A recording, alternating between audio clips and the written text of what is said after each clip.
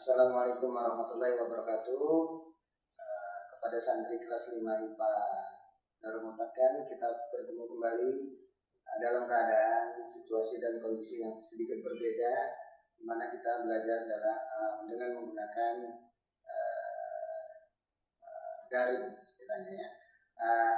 Santri-santri kelas 5, saya sudah mengupload materi pelajaran kelas 5 untuk mempersiapkan persiapan PAT yang akan datang. Semoga nanti dalam PAT para santri dapat menjalankan dan menjawab soal-soal dengan baik dan benar, khususnya pelajaran fisika. Hari ini saya akan menjelaskan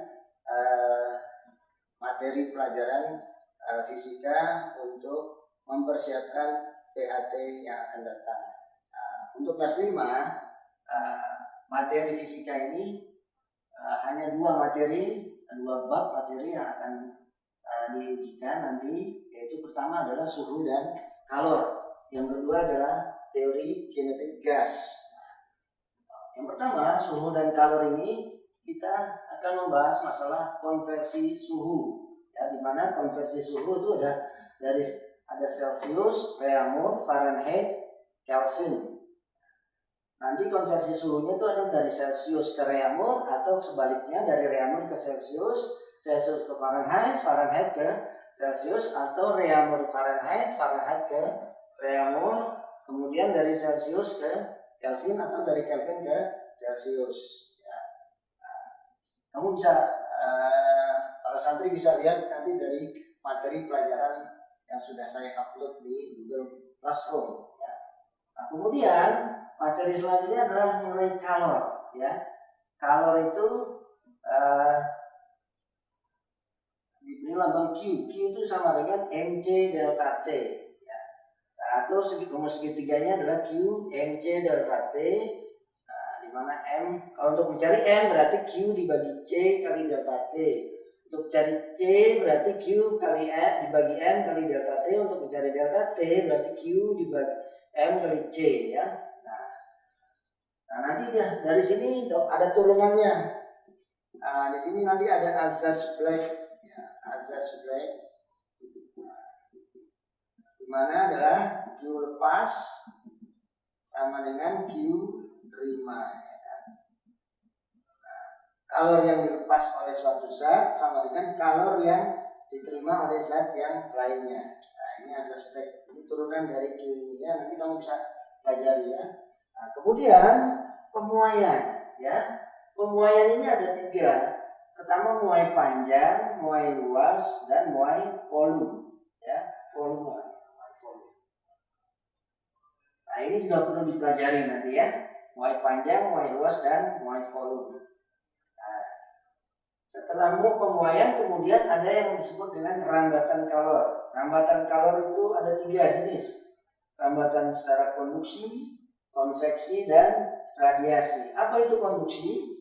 Konduksi itu adalah rambatan kalor melalui suatu zat tanpa diikuti zat perantaranya, ya. Zat perantaranya tidak ikut mengalir, ya, hanya kalornya saja, ya. Kalau konveksi itu adalah rambatan kalor melalui suatu zat dengan diikuti zatnya tersebut. Jadi zatnya ikut merambat juga, ya. Contohnya bisa dilihat nanti, kalau konduksi itu bisa misalnya besi dipanaskan, ya. Nah, kalau konveksi itu, ya, air dipanaskan, ya, airnya ikut kalau dipanaskan masuk ke wadah, biasanya wadahnya itu airnya itu yang panas tuh, yang terlebih dahulu itu yang di bawah, nanti yang di bawah itu naik ke atas, nanti dia akan muter, ya. Atau yang lainnya seperti itu, awan panas yang terjadi apabila adanya letusan gunung berapi. Nah, itu ada awan panas. Atau ada lahar panas itu juga mengalir. Panasnya mengalir, materialnya juga ikut mengalir, ya. Kemudian yang ketiga itu adalah radiasi. Apa itu radiasi? Radiasi itu adalah rambatan kalor tanpa melalui medium. Contohnya apa? Matahari. radiasi panas matahari. Panas matahari itu datang dari matahari ke bumi kita itu dengan cara radiasi, ya, karena di ruang angkasa itu tidak ada medium, sehingga rambatan kalornya itu bisa merambat sampai ke bumi kita, ya. Nah, itu disebut dengan radiasi. Ini mengenai suhu dan kalor. Ya, nanti mengenai latihan-latihan soalnya kamu bisa cari sendiri, ya, dan bisa pelajari materi pelajaran yang sudah saya berikan yang lalu. Nanti bisa dilihat, ya, atau kamu bisa pelajari soal-soal midtest yang sudah diberikan yang lalu, bisa dipelajari dari sana. Kemudian materi selanjutnya adalah teori kinetik gas. Teori kinetik gas ini adalah, pertama itu adalah gas ideal. Gas ideal itu rumusnya itu adalah PV-nRT atau PV-nKT. Apa itu P? P itu adalah tekanan gas. Ya. V itu apa? V itu adalah volume gas. N itu apa? N ini adalah jumlah mol gas. N kecil, ya. Kalau N besar ini adalah jumlah partikel, berbeda, ya. Ini adalah jumlah mol, ini adalah jumlah partikel, ya. Kemudian apa itu R? R itu adalah konstanta gas umum, ya. Konstanta gas umum. Nah, nilainya ada 2 R itu. R itu adalah 0,082 liter atmosfer per derajat Celcius atau 8,31 Joule per mol derajat Celcius, ya. Per mol, ya. Mol derajat Celcius. Ini Joule per mol derajat Celcius, ya. Kapan kita gunakan 0,082? Digunakan apabila tekanannya dalam atmosfer, volumenya dalam liter. Kapan kita gunakan 8,31? Kalau tekanannya adalah Newton per meter kuadrat atau Pascal, volumenya meter kubik, ya.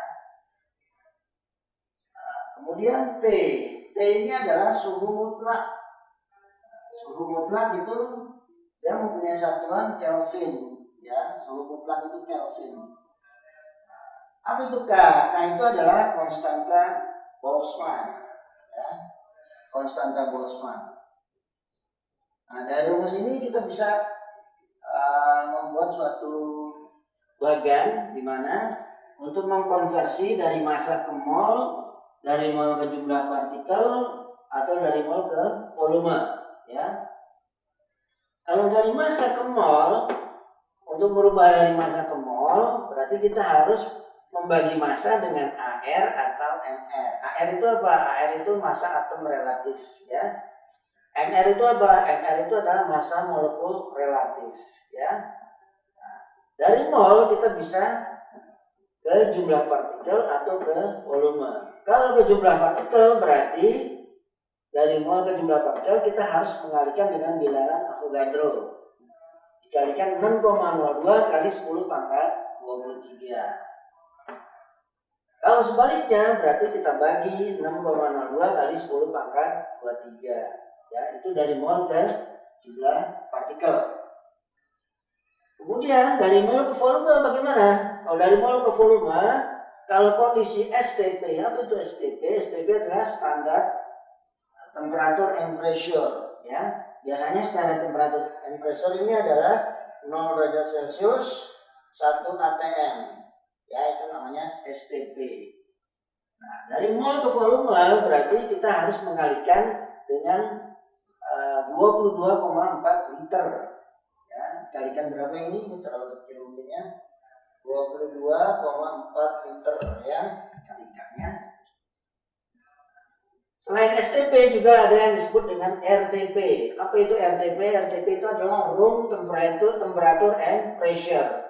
Berapa itunya? Suhunya adalah 27 derajat Celcius. Tekanannya 1 atm. Ya. Nah, dari mol ke volume dalam kondisi RTP berarti harus dikalikan 24 liter.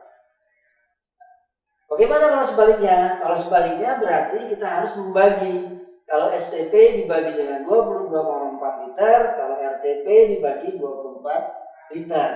Ya, ini dari mol ke volume. Dari volume ke mol atau dari mol ke volume. Demikian sebaliknya ya.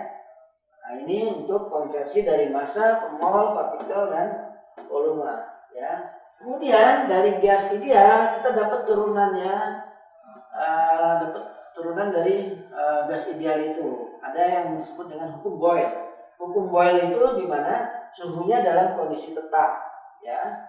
Kalau kita lihat dari gas ideal nanti akan didapatkan kalau suhunya tetap berarti P dan V kondisinya konstan. K itu konstan ya, ini kondisi konstannya. Konstan sehingga didapatkan pada suhu tetap hukumnya rumusnya adalah P1V1 sama dengan P2V2. Ini adalah hukum Boyle ya. Nah, selain dari hukum Boyle juga ada yang namanya hukum Charles. Hukum Charles itu kondisinya di mana tekanan tetap ya. Tekanan tetap. Nah, turunannya dari gas ideal berarti karena tekanan tetap M dan R tetap, maka akan didapatkan rumus V dan T tetap di sini, ya kan? V dan T tetap. Nah, dari sini akan didapatkan rumusnya P1 per T1 sama dengan V2 per T2. Itu hukum Charles. Kemudian selain hukum Charles juga ada hukum Gay-Lussac. Di mana hukum Gay-Lussac itu kondisinya volumenya tetap. Volume tetap. Gay-Lussac. Kalau volume tetap, kalau kita lihat dari gas ideal di sini, ininya V-nya tetap, N dan R tetap, maka T-nya pindah ke bawah sini, maka didapatkan rumus P per T sama dengan K atau konstan. Nah, kemudian kita bisa ubah rumusnya menjadi P1 per T1 sama dengan P2 per T2. Nah, itu hukum Gay-Lussac. Nah, dari hukum Boyle dan Gay-Lussac digabung jadi satu, maka didapatkan hukum Boyle-Gay-Lussac, di mana hanya N dan R yang konstan, maka akan didapatkan P kali V per T sama dengan konstan ya. Sehingga didapatkan rumusnya adalah kalau diuraikan menjadi P1 V1 per T1 sama dengan P2 V2 per T2. Nah, di sini hukum Boyle-Gay-Lussac. Nah, sampai sini materi yang akan saya berikan pada saat ujian nanti ya. Jadi para santri bisa mempelajari materi yang sudah saya upload di Google Classroom. Nah, untuk latihan-latihan soal nanti coba santri-santri bisa mencari atau mendownload di Google atau di catatan-catatan yang sudah saya berikan. Nanti bisa dipelajari lagi, diulang lagi, atau bisa dipelajari dari soal-soal PTS yang telah lalu. Semoga nanti pada saat ujian bisa dapat menyelesaikan soal-soal dengan baik dan benar. Mungkin itu saja yang dapat saya berikan. Akhirul kalam. Assalamualaikum warahmatullahi wabarakatuh.